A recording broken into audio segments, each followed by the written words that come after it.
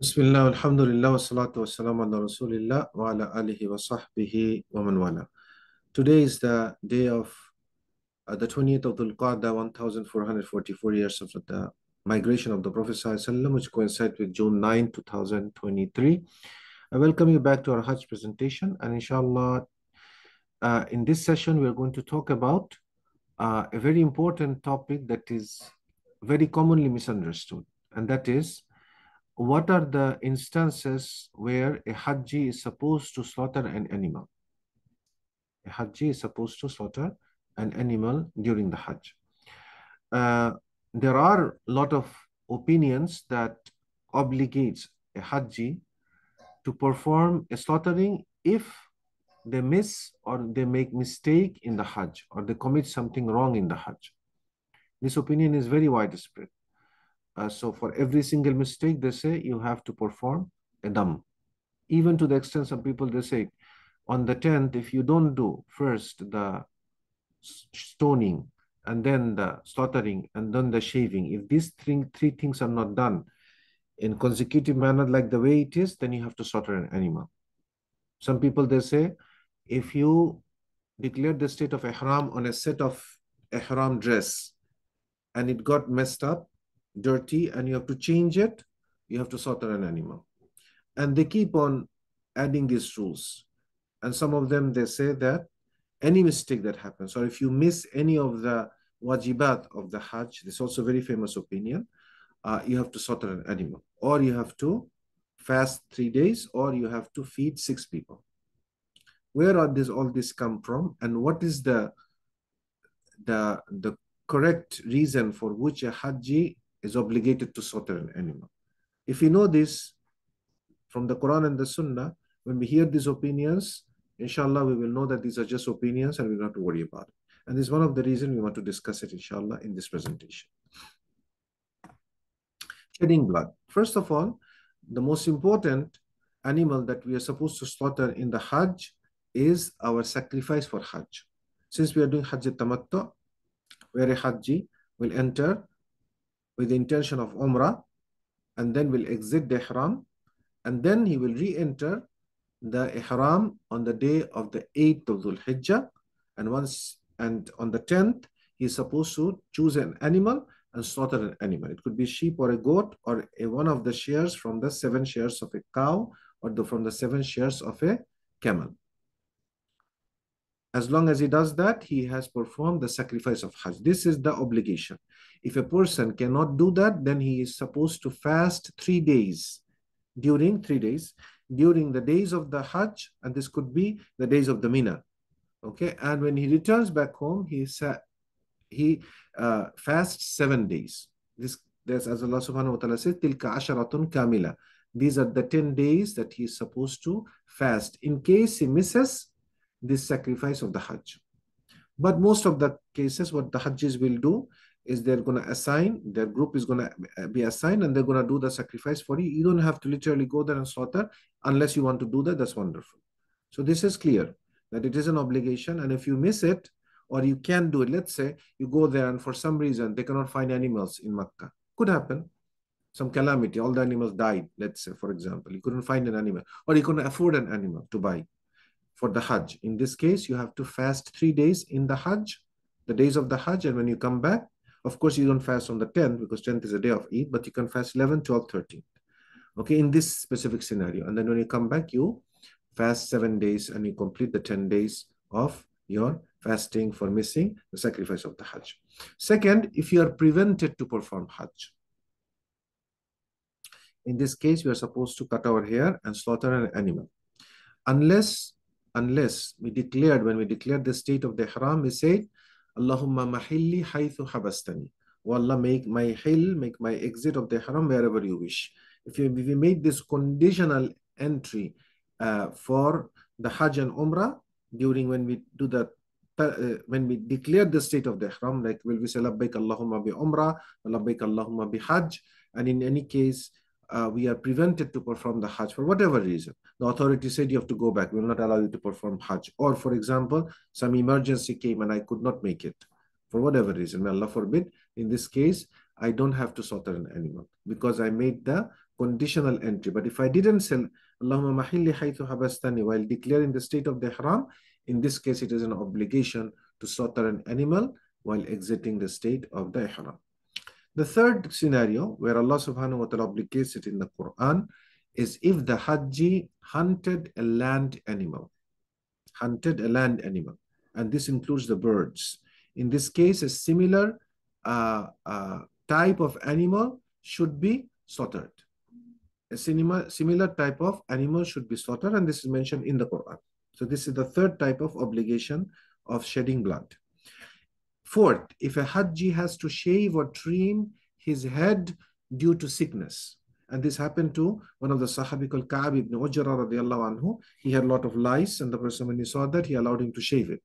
And he said, you can, Allah subhanahu wa ta'ala reveals the verse in the Quran because of this scenario, either slaughter an animal or fast 3 days or feed 6 people. And he can choose any one of them.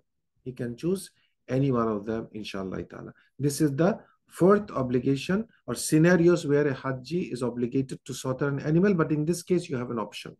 If you don't want to do an animal, you can fast 3 days. If you don't want to do that, you feed 6 miskin, 6 poor people. Then you have the slaughtering of the Eid. The slaughtering of the Eid, this is, I have a mistake over here, so I have to correct something.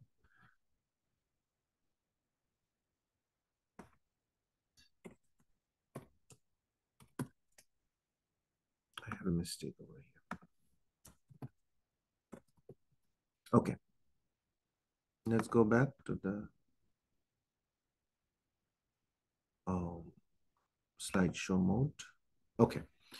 Slaughtering of the Eid, because it is Eid al-Adha. So we said that a Hajji, he doesn't have to perform Eid prayer.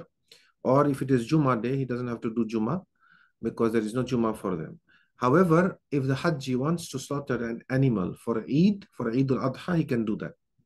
But he has option. If he wants to do it in Makkah or Mina, wherever he is, that's fine.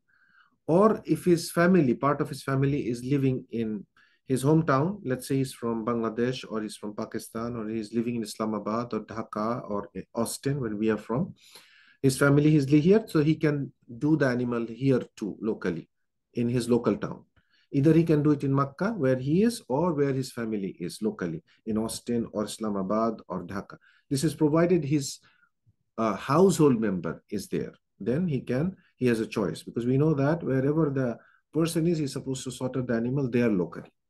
This is the slaughtering of the Eid. There is another type of slaughtering the Prophet used to do, which is the slaughtering as hadi, gift to Makkah.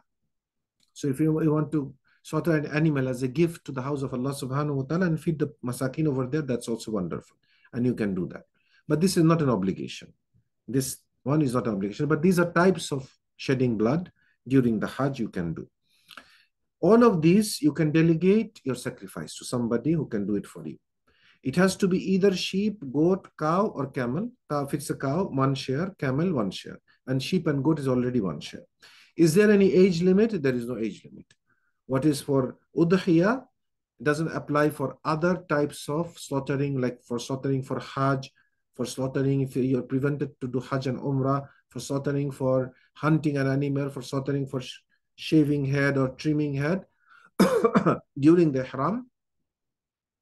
For this, there is no condition, like it has to be a certain age or this or that. There is no condition. As for gift also to Makkah, there is no condition. But if he is trying to do the slaughtering for Eid al-Adha, yes, the condition is there. The sheep has to be 6 months, the goat has to be 1 year, the cow has to be 2 years, and the camel has to be 5 years minimum. And there are certain description, like it cannot be limping, it cannot be one-eyed, it cannot be sick, it cannot be rickety, very bony, very rickety. It cannot be like that. These shortcomings cannot be in the animal for the animal that's going to choose for the Eid al-Adha. As for the others, this condition doesn't apply. It has to be done locally in the haram. For the sacrifice of Hajj, it has to be done locally in the haram.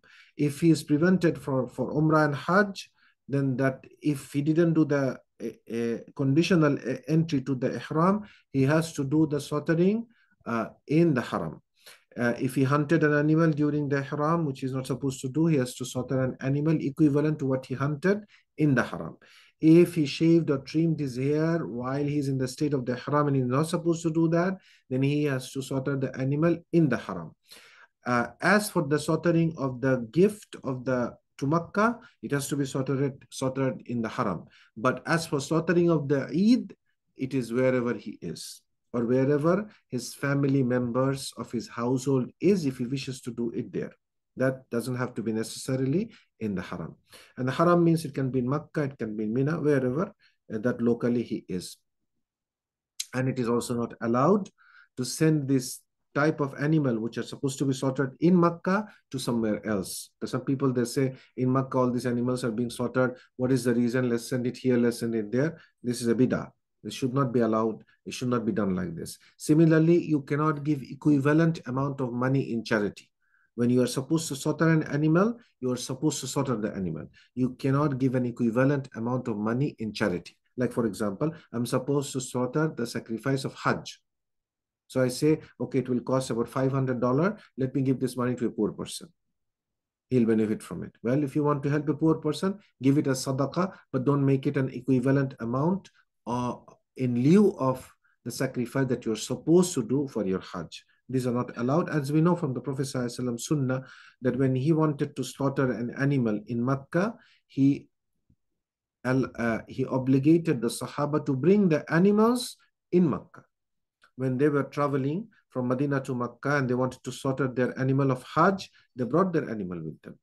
They could have said, okay, it's hassle to take the animal with us. Why don't we leave it in Medina and we can send a message to them when it is supposed to be slaughtered? Did he do that? No, he didn't do that. He brought the animals in Makkah. Similarly, he sent Ali radiallahu anhu to Yemen to bring the animal from Yemen to Makkah because he wanted to slaughter those animals in Makkah. So we have to keep the animals of slaughter wherever it is supposed to be there.